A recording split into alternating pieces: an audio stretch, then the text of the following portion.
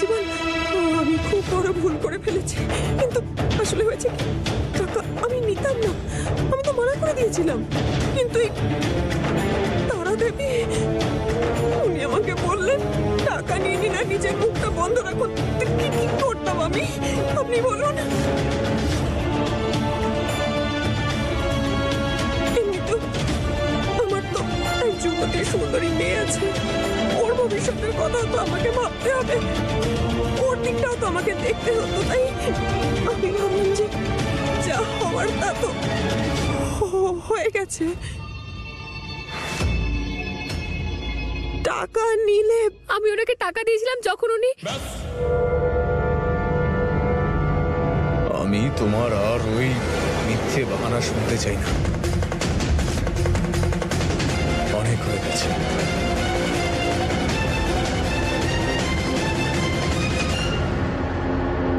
আমি তো বুঝতেই পারছি না এসব হচ্ছেটা কি।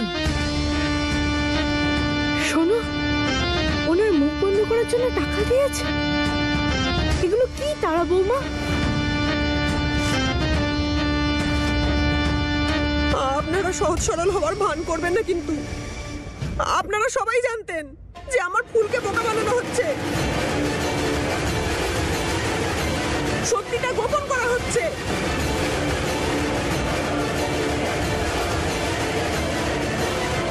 কিন্তু যখন আমাদের জামাই বাবা জীবন সব জানতে পারলেন আর উনি ভীষণভাবে রেগে গেলেন, তখন দেখো সবাই ভাজা মাছটা উল্টে খেতে পারে না ভান করছে। হ্যাঁ,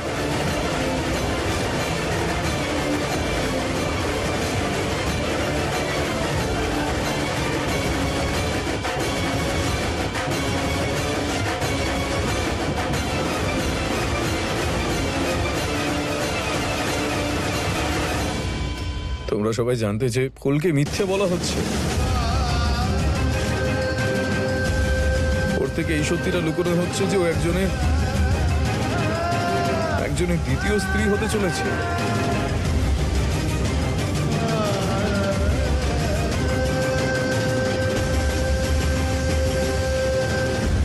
বাবা, আমার কথা শোনো, সত্যি আমি তোমার বিয়ের পরে জানতে পেরেছি যে ফুল বৌমাকে এই ব্যাপারটা জানানোই হয়নি। আমি অনেক পরে জানতে পেরেছি বাবা, কত বড় অন্যায় হয়েছে বৌমার সাথে। যখন বৌমা ব্যাপারটা জানতে পারলো, ও তো বাড়ি থেকে পালিয়ে যাওয়ার চেষ্টা করেছিল। তখন কি আমি বুঝতে পারলাম যে বেচারা ফুল বৌমা কত চিন্তায় ছিল।